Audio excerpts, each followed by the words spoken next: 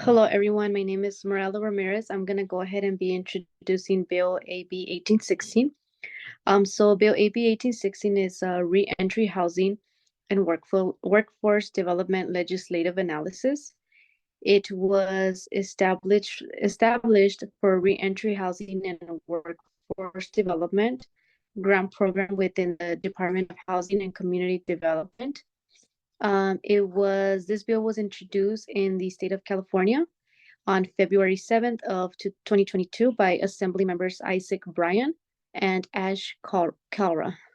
Next slide, please. So the social problem and social issue that this bill aimed to address, it established the program to provide 5-year renewable grants to counties to fund evidence-based housing, housing-based services, and employment interventions to allow people with recent histories of incarceration to exit homelessness and remain stably housed. For people who don't have stable housing, it's difficult for them to find employment, and in order to afford housing, they need a living wage. AB 1816 would also fund job training and other workforce services to connect formerly incarcerated Californians to family sustaining employment and organizations. There are requirements that need to be met before approval, but overall, this bill will give individuals who have been in the criminal justice system the opportunity to rebuild their lives, as well as a successful reintegration into society. Next. The service system bill aimed to address pathway to permanent housing like rental assistance, landlord incentives, and help with security deposits. It also gave access to expungements. So usually anything that's filed through court has fees. And with this bill, they would be able to have their record expunged without worrying about those high fees. And also employment opportunities. So it won't make it, it'll help them so it won't be so difficult for individuals to be able to obtain their license. Lastly, with stable housing, they will be able to focus on getting mental health services. And I'm going to go ahead and pass it on to Adelle Phillips. So I will be going over some context or background on AB 1816. Homelessness is on the rise in California. We had a slight dip in 2014, 2015, and it skyrocketed right back up. California is in the lead in that respect. One shocking statistic that we learned is that a person who has been incarcerated is 10 to 13 times more likely to become homeless than those who have not. Next slide. So some of the supporters of AB 1816 are health and human services agencies. There are numerous out there because this is a bill that would provide greater access to care for many individuals. Housing California is also a supporter.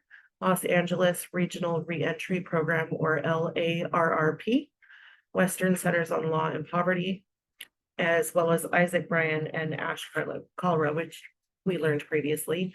In regards to opposition, California Department of Corrections, the CDCR, as well as privatized prisons, are opposing the bill as they profit from the incarcerated individuals that it would aid, that it would help.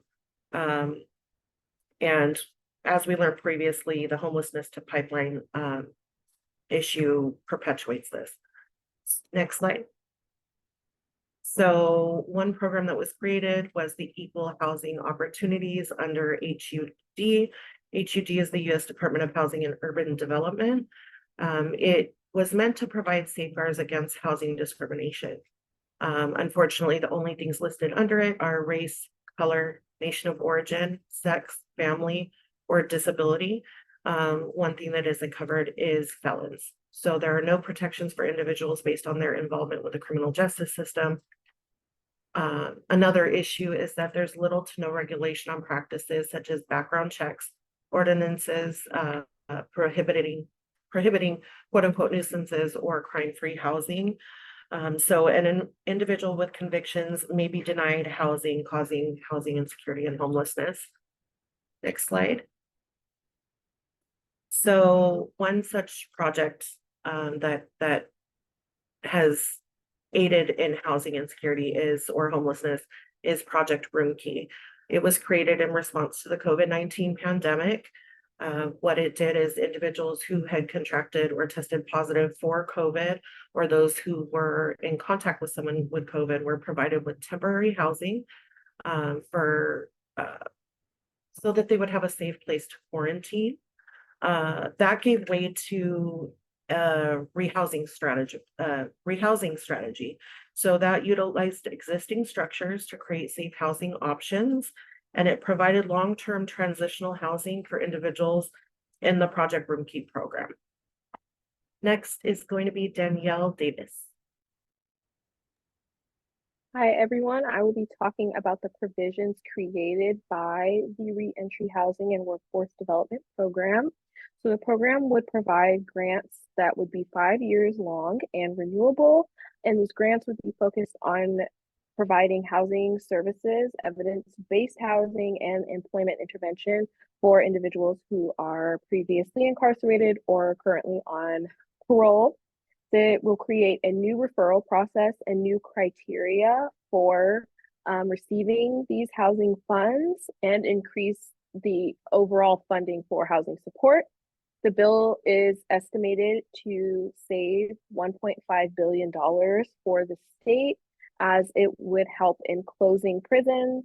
A lot of prisoners cost about $100,000 a year in order to serve one prisoner, while it costs about $35,000 a year for individuals who are unhoused, and it costs the state about $20,000 a year to support people with regular housing. So that is part of what the bill will support. Next slide. Some of the requirements created would be for different applicants to work with the California Department of Corrections and Rehabilitation, and they want to decrease prison discharges into homelessness. So there's no requirement currently for prisons to support people in finding housing once they're discharged from prison. So that would help support folks who do not already have supports in place. And then also establishing scoring criteria for applicants based on number one, need, which would be referring to the number of individuals in an area experiencing homelessness, people on parole in that area, and people that have recent incarcerations on their record in the area. Extent of coordination. So this would refer to the organizations receiving the funds and how well they coordinate between counties and different entities. Capabilities. So the ability of the organization to provide rental assistance and evidence-based practices. The current resources that are already being used for the documented partnerships with as far as the organization is concerned. Commitment to the concerns of incarcerated individuals through existing or planned programs, proposed use of the funds, and then the extent of support for the incarcerated population as far as supporting people who have been arrested and accessing public housing subsidies for those who have convictions. Next slide. So the eligible activities that would be able to receive funding would be long-term rental assistance, and that would be for permanent housing. The interim interventions, so these would be housing opportunities for those who don't quite have a permanent house, supporting in having operating subsidies for people that are in existing affordable housing, as well as creating new affordable housing. Increasing incentives to landlords for taking rental assistance and the operating subsidies, as well as supporting with payment to security deposits and holding fees. Evidence-based voluntary practice, so that would, or services, which would include permanent housing, supportive housing, and promote stability in housing overall. And this also supports with obtaining and maintaining health and housing stability for people who are on parole. They will also support with parole discharge planning. So individuals who are currently on parole eventually come off, and so helping with creating resources and support for individuals after they don't have the support of the parole.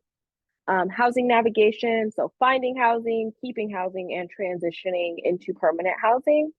Food services, so that's providing meals, supporting and applying for food benefits, or even paying for food services such as Meals on Wheels.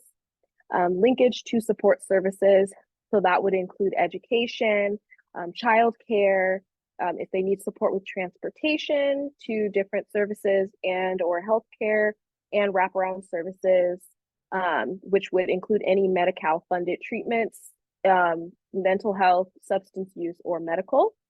Benefit enrollment, so support in getting benefits such as Social Security, CalFresh, anything that's offered and available. And then lastly, supports for daily functioning, so teaching people to navigate their disabilities, as well as assisting in performing activities of daily living and other personal care services. Next slide. So the supports that would be created for individuals who are currently imprisoned would involve increasing the amount of intake coordinators and case managers that would support the discharge process. They would be assigned 90 days prior to the discharge of an incarcerated person, and they would support in receiving all of the discharge planning assessments, discharge plans, drafting a plan for housing, engaging participants in services upon their release, and then assisting in getting identification and applying for benefits. This supports in decreasing recidivism, so people returning to jail following release, and increasing their access to transitional services and adequate housing. Next slide. And then the supports for formerly incarcerated unhoused individuals. So these are people who are currently unhoused that have had previous incarcerations on their records. And so there would be case management provided and parole planning, so supporting people off of parole, linkage to services, including education and employment, helping find jobs, get connected to the EDD, support with benefits application process and appeals, as people are often not accepted for benefits the first time they apply, transportation assistance for healthcare services and any educational services as well, and then obtaining appropriate identification. So that includes getting a ID, birth certificate, social security card, and then linkage to any Medi-Cal funded treatments, and that would help support receiving mental health treatments, substance use disorder treatments, and medical treatments. I will pass it on to Rebecca McGill. Thank you. AB 1816 embodies several relevant values that I wanted to discuss with you all. This bill has implicit liberal ideologies as it aims to increase government involvement to address a social issue.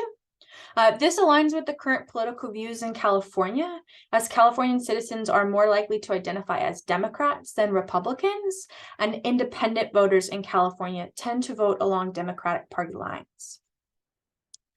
AB 1816 does not explicitly state anything reflecting the value of diversity, but it does address the value of equity. The bill aims to reduce the inequality seen in the demographics of those experiencing homelessness. It acknowledges a correlation between incarceration and housing instability, stating that about half of the people experiencing homelessness report a history of incarceration. And it acknowledges that African Americans experience homelessness at a disproportionately high rate due to systemic racism. However, the bill could better acknowledge that the higher rates of incarceration are among all minorities, not just African Americans. The value of inclusion is modeled in the bill, as it would embrace system-impacted individuals and families experiencing homelessness in our communities through housing programs. This would provide a marginalized population with access to opportunities and resources for stable housing. Cultural understanding is seen in AB 1816 by the lawmakers' understanding of the challenges faced by those system impacted and the areas that might be important to them, such as having a variety of housing options or the ability to have pets. The bill also explicitly states that services should be offered through a culturally competent approach. AB 1816 promotes self-determination and empowerment values of potential beneficiaries, as grant recipients are called to use empowering practices with beneficiaries, such as inquiring about tenant preferences, using motivational interviewing to help achieve personalized goal plans, and providing coaching, training, and workforce development. Finally, a commitment to social justice and the equitable distribution of resources is also demonstrated. It makes clear that the plight of homelessness for those with a history of criminal justice involvement is unjust and aims to ensure that housing is equally distributed as a resource in California. I'm going to pass it off to Allie Kimball to close out our presentation. They've done quite a few things, but they're recently waiting for a new round of funding that will launch. Home Key Round 3 launches in March, which is this month. So, and it focuses on long-term rental subsidies and people with disabilities, behavioral and medical disabilities. And they are focused on providing permanent housing and building housing rather than just providing temporary housing solutions for formerly incarcerated individuals, because those people are marginalized. They need safe housing and support so that they can not inclusion, right? So AB 1816 was actually revised on February 23rd of 2022, and then again on the 24th of 2022, which was about a year ago. It had a second and a third reading, May 19th, and then May 26th. The bill was marked and notated as passed and had 90 supporters with no opposition. So I think it was shown how much that legislation really did believe that we needed this. It was voted on completely. There was no opposition, but it was still, despite that, it was still died on the Senate floor, or it still died on June 20th after being referred to its designated committee, which is the Housing Committee. And then subsequently on the 8th of June, it was referred to what's called a suspense file, which is ultimately a pile of bills that people want passed, and the budget needs to be looked over first, and then they decide upon if the budget will align with the bill, and if any bill is any kind of financially impactful, then it goes to the suspense file first, and the suspense file most often does deny bills with a large price tag, and we thought it was ironic that it seems as if our authors of our bill seem to know that because of the price tag, it might possibly not go through just yet, but that they weren't going to stop. Even though policy hearings and committees, they see all those bills, they don't approve many. So I think that Brian knew that it was going to happen. So the development on housing and supporting projects that assist in the construction, just delete that part too. Consequently, programs that would have provided valuable resources and supportive services, such as like job training and enlightening trauma-related care and therapeutic programs, were eliminated and were eliminated due to budgeting constraints. If you have any questions about a bill and how it gets passed into a law or dies on the suspense file, the song "I'm Just a Bill" seems really funny, but I listened to it like 6 times, and it really helped understand what was happening. The last other little piece of I think I have is that Root and Rebound is another program for recently incarcerated individuals, and it has provided a massive amount of resources and guidance to families and communities.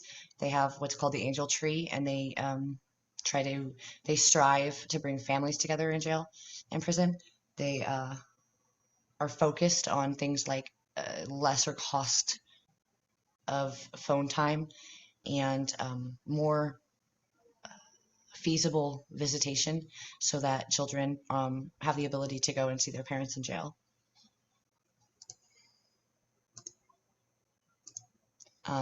Also, another thing I saw when I was doing my research was that, there is a link for the reference, is homelessness, and homeless is kind of a derogatory word. So they don't really want to be called that anymore, right? So we used a lot of different verbiage in our paper, so that way as to expand on the different verbs that they're using these days. Shelterless, unhoused, shelterlessness. Homelessness was not one. Houselessness, displaced, system impacted.